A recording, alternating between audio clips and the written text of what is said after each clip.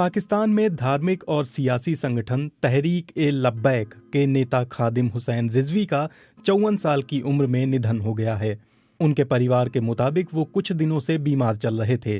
वो पाकिस्तान में ताकतवर हो रहे ईश निंदा आंदोलन के चर्चित नेता थे। हाल ही में उनके हजारों समर्थकों ने फ्रांस के खिलाफ कई बड़े धरने दिए थे, लेकिन उनके बारे में कुछ साल पहले तक बहुत ज्यादा मालूम नहीं था। फिर नवंबर 2017 में उन्होंने एक रैली का नेतृत्व करते हुए रावलपिंडी और इस्लामाबाद के बीच फैजाबाद में धरना दिया। 3 साल बाद नवंबर 2020 में एक बार फिर उनकी पार्टी के कार्यकर्ताओं ने इसी जगह पर धरना दिया था, जो सरकार के साथ एक समझौते के बाद खत्म हुआ। लाहौर की एक मस्जिद के इस 54 साल की उम्र के मौलवी ने असली पहचान नवंबर 2017 में इस्लामाबाद के फैजाबाद चौक पर ईश निंदा कानून में बदलाव के खिलाफ धरना देकर हासिल की थी। उनका ये धरना लंबा लेकिन कामयाब रहा। इससे पहले वो पंजाब के गवर्नर सलमान तासीर के कातिल मुमताज कादरी को दी गई मौत की सजा के मामले में भी काफी सक्रिय रहे थे और वहीं से उन्होंने अपनी धार्मिक गतिविधियों को सियासी रंग दिया।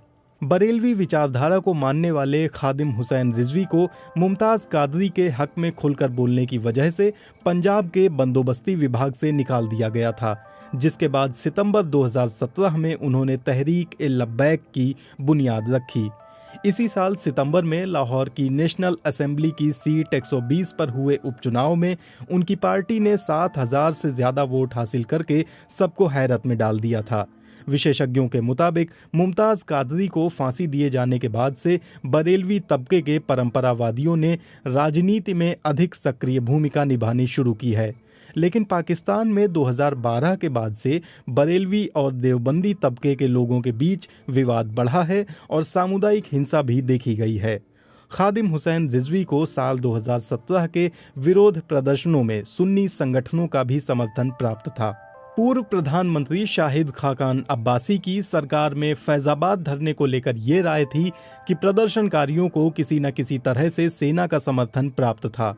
प्रदर्शनों के अंत में रेंजर्स को प्रदर्शनकारियों के बीच पैसे बांटते हुए देखा गया था, जिसे इसी संदर्भ में देखा जाता है।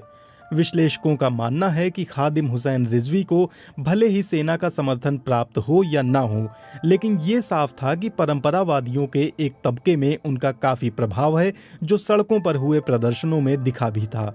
वहीं उनके पुराने भाषणों के बारे में कहा गया था कि वो और उनकी पार्टी के वरिष्ठ नेता जिस किस्म की जबान फौज और अदालत के खिलाफ इस्तेमाल करते हैं, उससे लगता है कि उन्हें अपनी ताकत पर हद से ज्यादा भरोसा हो गया है।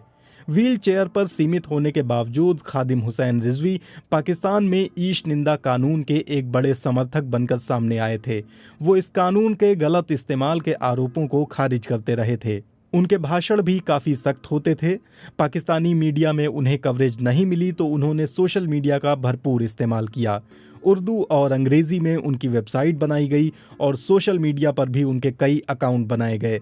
वो अपने आप को पैगंबर-ए-इस्लाम का चौकीदार कहा करते थे।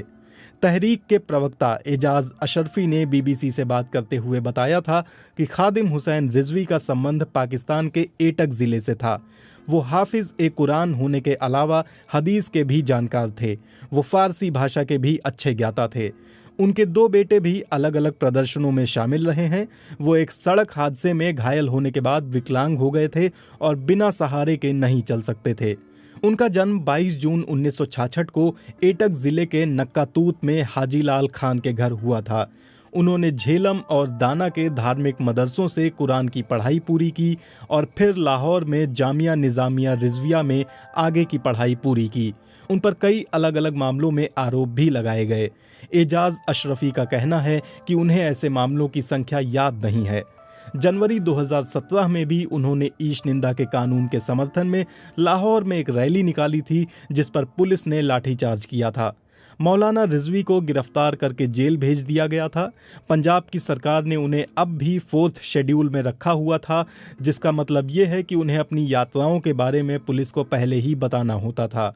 ISI की एक रिपोर्ट में कहा गया था कि खादिम हुसैन रिजवी की अपने से ऊंचे ओहदे वालों के सामने घिघी बंधी रहती थी और अपने अधीनस्थों के साथ वो बदतमीजी से पेश आते थे। खादिम हुसैन रिजवी को अपनी गतिविधियों के लिए धन कहां से मिलता था ये मालूम नहीं है, लेकिन इस्लामाबाद धरने के दौरान उन्होंने ऐलान किया था कि अज्ञात लोग लाखों रुपए उन्हें भेज रहे हैं। इससे पहले किए गए धरनों के दौरान ऐसी जानकारियां भी थीं कि व्हाट्सएप पर एक नंबर सर्कुलेट हो रहा था जिसके साथ दिए गए संदेश में कहा गया था कि यदि किसी कार्यकर्ता को धरने के दौरान किसी तरह की दिक्कत आए, जैसे मोबाइल में बैलेंस, खाने पीने की ज़रूरत, तो इस नंबर पर संपर्क किया जा सकता है। इससे लगता है कि उन्हें पाकिस्तान और बाहरी देशों से फंड मिल रहा था। खादिम हुसैन रिजवी की कड़वी टिप्पणियों का निशाना महज सत्ताधारी ही नहीं बल्कि सामाजिक कार्यकर्ता दिवंगत अब्दुल सत्तार ईधी जैसे लोग भी रहे थे। वो अपनी सभाओं में पत्रकारों और खुफिया एजेंसियों के लोगों को भी कठोरता से संबोधित करते रहे हैं। वो ऐसे दावे भी करते थे जिन्हें पूरा करना शायद नामुमकिन हो। ऐसा ही एक बयान उन्होंने कराची में दिया था कि अगर उनके पास परमाणु बम होता तो वो हॉलैंड को पैगंबर का कार्टून बनाने का मुकाबला आयोजित करने से पहले ही पूरी तरह बर्बाद कर देते। हाल के दिनों में भी उनका एक बयान सोशल मीडिया पर घूम रहा था जिसमें वो कह रहे थे कि एटम बम को बाहर निकाल कर इस्तेमाल करो। व्हील चेयर पर रहने वाले खादिम हुसैन रिजवी बरेलवी विचारक थे और पाकिस्तान में उन्हें बरेलवी राजनीति का नया चेहरा माना जा रहा था। परंपरावादी बरेलवी समुदाय में उन्होंने अपनी अलग पहचान बना ली थी और उनके कहने पर लोग सड़कों पर उतरने को तैयार थे।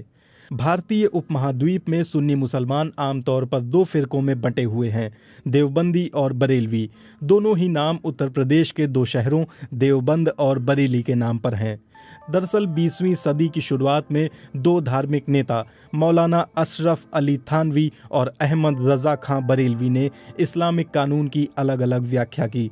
अशरफ अली थानवी का संबंध दारुल उलूम देवबंद मदरसा से था, जबकि आला हजरत अहमद रज़ा खां बरेलवी का संबंध बरेली से था।